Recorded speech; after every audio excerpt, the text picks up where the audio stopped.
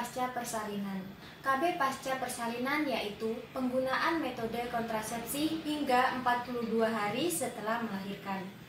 Tujuan penggunaan KB pasca persalinan yaitu membantu menciptakan jarak ideal antara kehamilan dan menghindari kehamilan tidak direncanakan. Metode amniora laktasi atau biasa disebut dengan MAL. Metode amniora laktasi sendiri yaitu kontrasepsi alami yang bersifat sementara setelah melahirkan yang mengandalkan pemberian ASI susu ibu atau ASI eksklusif. Syarat dari metode ini yaitu yang pertama, menyusui secara penuh lebih efektif bila pemberiannya lebih 8 kali sehari. Kemudian yang kedua, belum haid, dan yang ketiga, umur bayi kurang dari 6 bulan. Selanjutnya yaitu cara kerja metode MAL ini. Peningkatan hormon prolaktin atau hormon pembentuk ASI sesudah persalinan menyebabkan penurunan hormon LH dan estrogen yang diperlukan untuk pemeliharaan siklus menstruasi sehingga ovulasi tidak terjadi. Ovulasi sendiri yaitu proses pelepasan sel telur matang yang siap untuk dibuahi dari ovarium ke tuba falopi.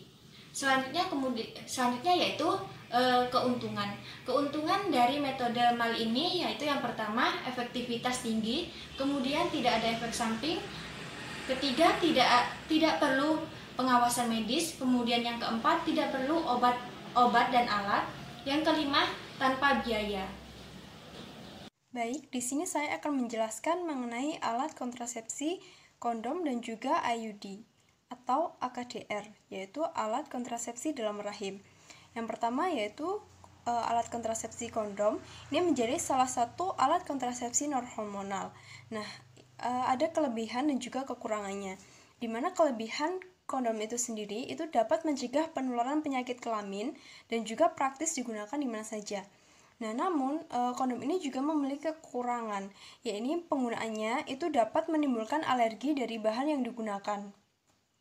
Dan juga pemakaiannya pun juga harus tepat. Ini bertujuan untuk mencegah terjadinya resiko terlepas. Nah, yang kedua yaitu ada alat kontrasepsi IUD. Nah, alat kontrasepsi IUD ini dikenal sebagai salah satu metode pengendali kehamilan yang paling efektif. Nah, IUD ini juga terjangkau dan mudah digunakan untuk mencegah waktu kehamilan hingga 5 tahun. IUD ini juga menjadi salah satu jenis alat kontrasepsi non-hormonal. IUD ini memiliki bentuk seperti huruf T. Nah, ini lalu akan dimasukkan ke dalam rahim yang bertujuan untuk mencegah terjadinya pembuahan. Nah, KB IUD ini ada 2 jenis, yaitu yang pertama IUD tembaga.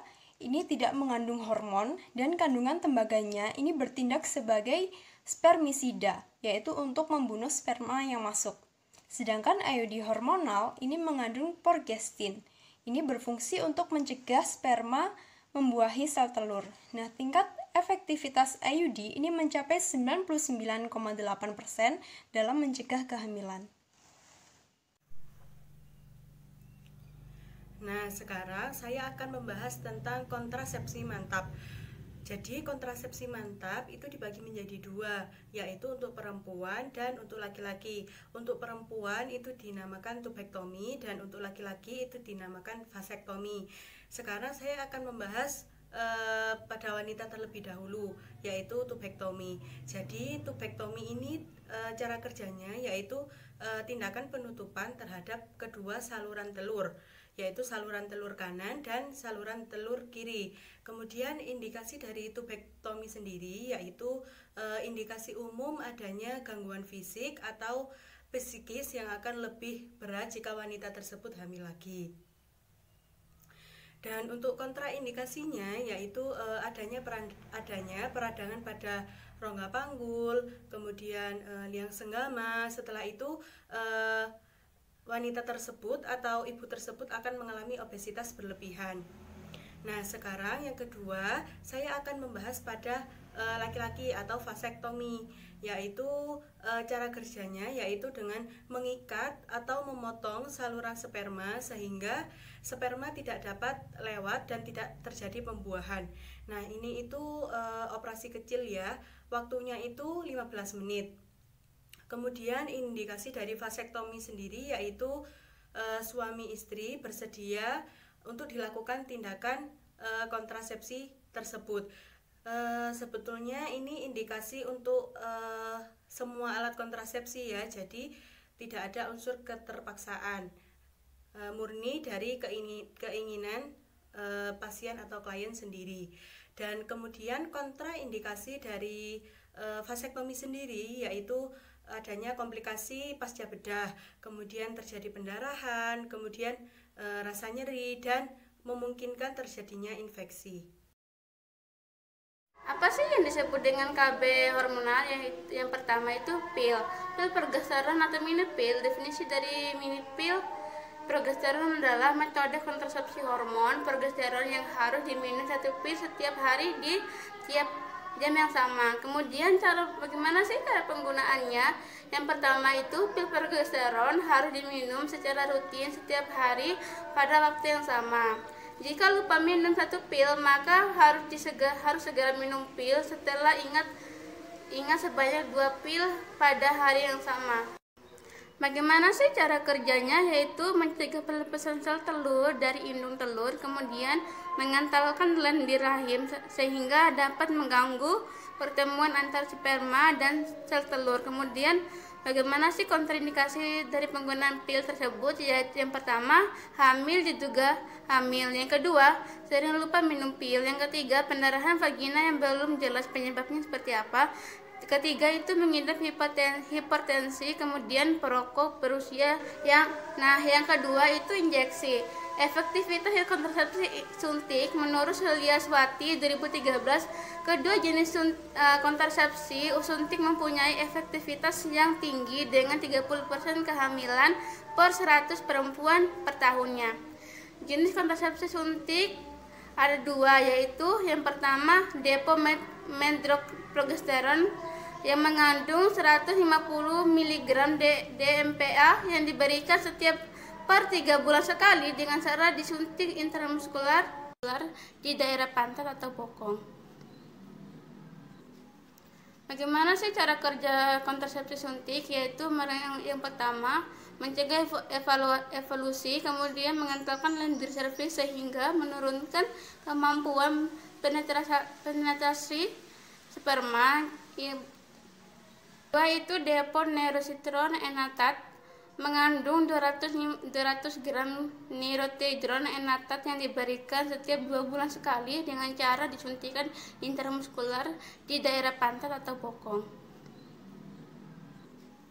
Bagaimana sih cara kerja kontrasepsi suntik? Yaitu yang pertama, mencegah evolusi, kemudian mengentalkan lendir serviks sehingga menurunkan kemampuan penetrasi sperma.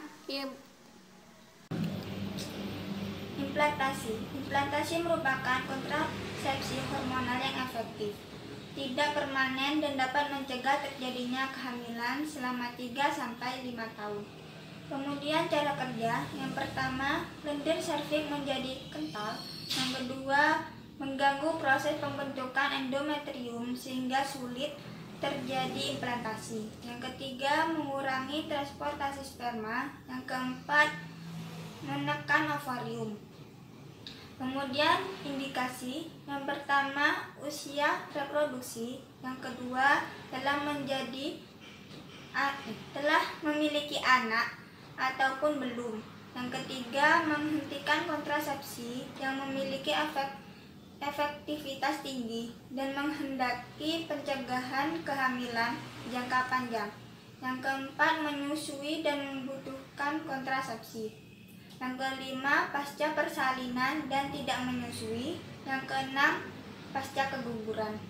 Kemudian kontrasepsi indikasi. Yang pertama, hamil atau diduga hamil. Yang kedua, perdarahan traktus genitalia yang diketahui yang diketahui penyebabnya. Yang ketiga, tromboflebitis aktif atau penyakit tromboemboli. Yang keempat, penyakit hati akut. Pil kombinasi. Metode kontrasepsi ini mengandung hormon estrogen dan progesteron.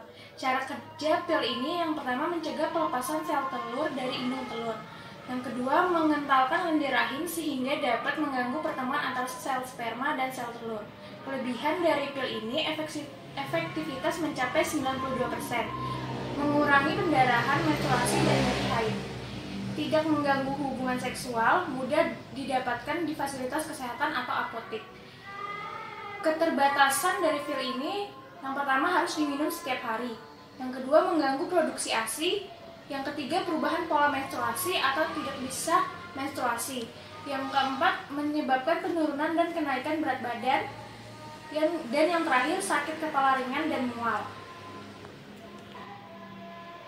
Kontraindikasi.